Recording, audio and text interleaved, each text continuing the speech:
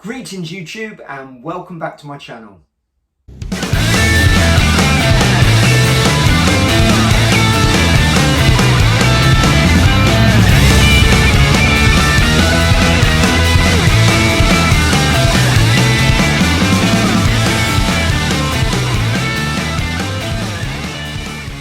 I mentioned in a previous video that I'm going to be riding to the south of France very shortly. Well, shortly has become imminently.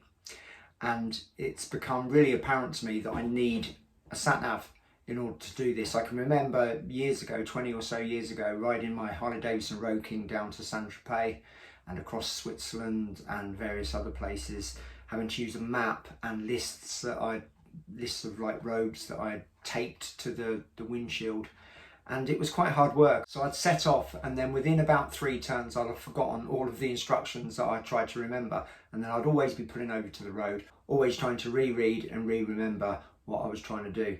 So I really need a sat nav. The problem I have is using my phone to record. I don't have a GoPro, so using my phone to record any YouTube footage means I can't use my sat nav at that time. And also the problem with using your phone on a motorcycle, I find, and maybe other people will feel differently, is the sun glares on it, so you struggle to see quite often. And also another problem is if it rains, although the sat nav keeps working, what happens is water gets into the charging port, and then this window pops up saying you've got water in the charging port, which I then have to pull over to clear. And the sat nav will keep working, but it won't charge anymore. So if I'm out camping or miles from anywhere and the phone goes dead, I've had it. So I thought I need to get a sat nav, and I'm riding a BMW R1200 GSA. It has a BMW sat nav cradle already mounted on it, and I thought it'd be nice to have one of those. But BMW, what are you doing? The prices, they're so expensive. So there was no way I was going to buy a new one. Therefore, I looked on eBay and managed to pick one up, which is probably about a year old, in absolutely mint condition, for less than half price. So what I thought I'd do today is I would unbox it, give my first impressions, and then we would have a go at riding to somewhere that I usually go, but using their like twisty roads function, and seeing if it does take us on somewhere really interesting. We will find out soon enough. So the postman came calling, which is very exciting. Not from Amazon, as I said, it's from eBay. Nicely packaged. The person I dealt with was very good. It was very efficient. Here we have the boxed sat-nav. BMW Navigator 6, the latest one. So let's take a look. Packaging, I think, always gives a good first impression of how good a product might be. Love them or hate them, I think Apple's packaging is really good. They've kind of nailed it. It's classy, it looks upmarket. Does BMW's? I guess it's not bad. Yeah, it looks all right. So what have we got in the box? We have, it's going to fall over. Okay, we have the sat nav itself, which has still got its original bag. There it is. This all looks okay to me.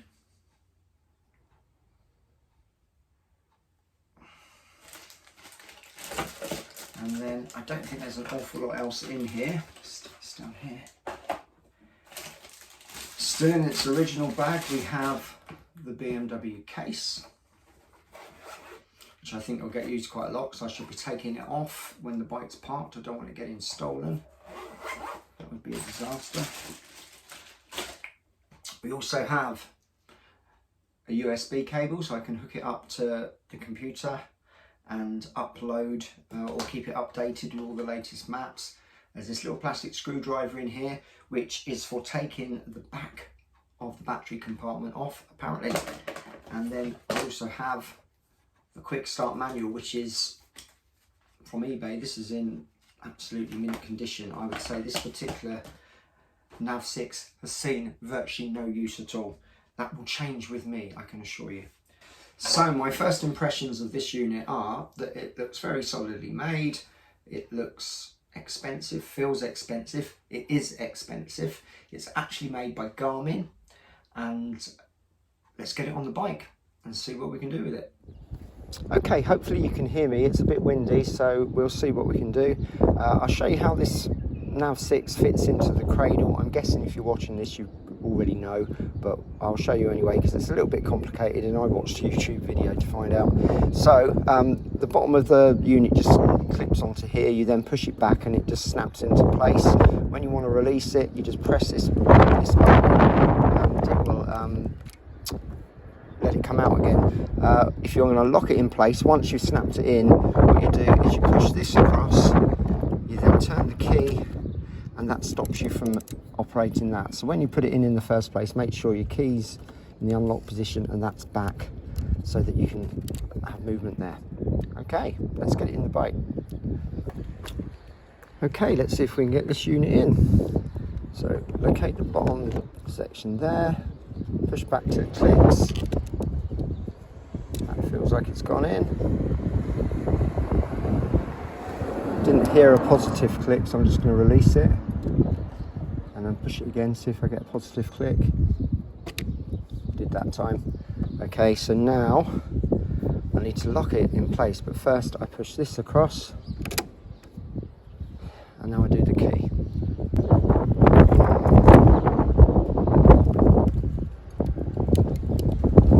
Should be able to get that out. So I guess the moment of truth, let's turn the bike on and see if the sat nav fires up. Hopefully it will. Yeah, I can see something. Okay, moment of truth. I tried it a moment ago and it didn't want to do anything. I think it's because it wasn't charged at all, so I've had it on charge now. Let's see if it's going to work. That's more like it. Okay, I need to get some petrol, so let's get that done and then we'll see what we can do with this sat nav. Okay, I hope you can hear me. Fingers crossed you can. Right, let's see. We've got our fuel. Let's see if we can take an interesting route somewhere. So I'm going to try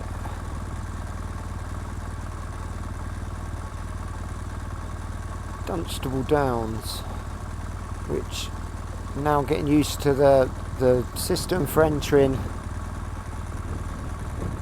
an address. Sorry, trying to talk and do this at the same time. It's obviously too much for me. This isn't too bad, I guess, given the size of the screen. Right, where's space? I don't know. There.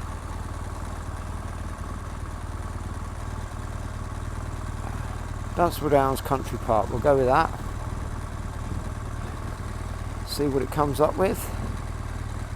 Now routes, let's see. I want it to be an interesting route if I can.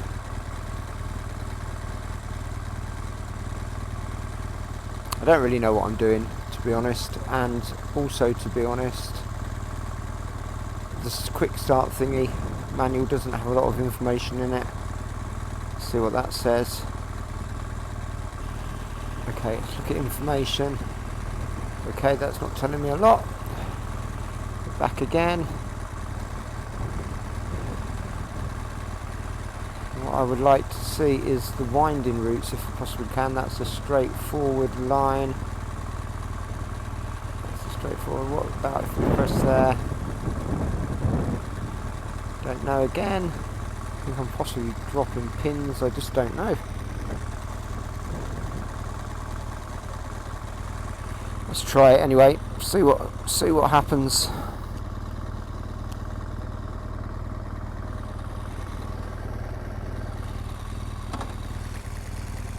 Okay.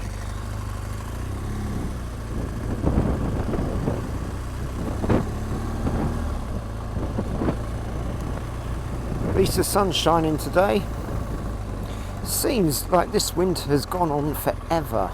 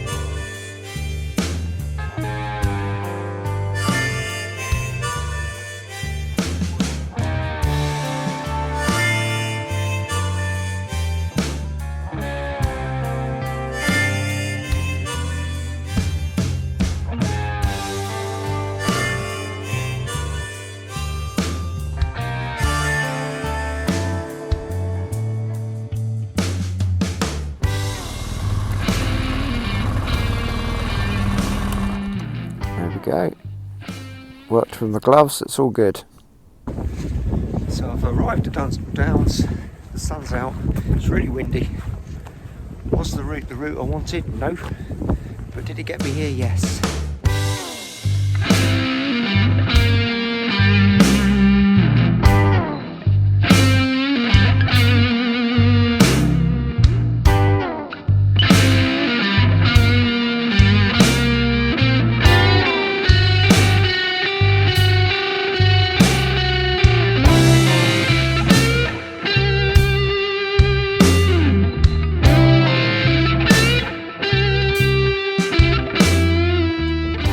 So to summarise, I think the Nav 6 is quite intuitive.